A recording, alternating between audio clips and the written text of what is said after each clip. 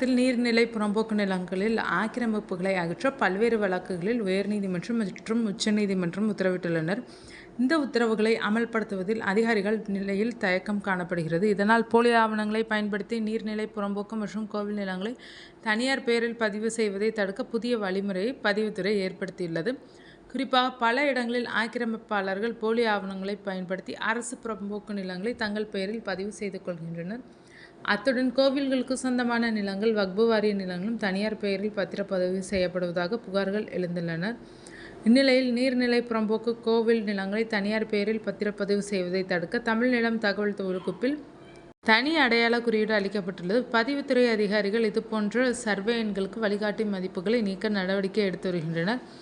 அரசுக்கு சொந்தமான நிலங்களை போலி ஆவணங்களை பயன்படுத்தி தனியார் அபகரிப்பதை தடுக்க நடவடிக்கை எடுத்து வருவதோடு அதன்படி அரசு நிலங்களுக்கு வழிகாட்டு மதிப்பு நீக்கப்பட்டுள்ளது.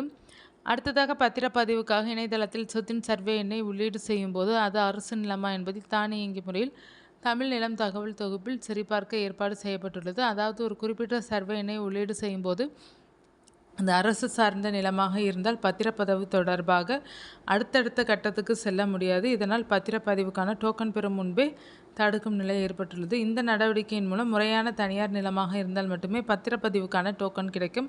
இதனால் அரசு நிலங்கள் அபகரிப்பு தடுக்கப்படும் என்று பதிவுத்துறை அதிகாரி ஒருவர் கூறியுள்ளார்.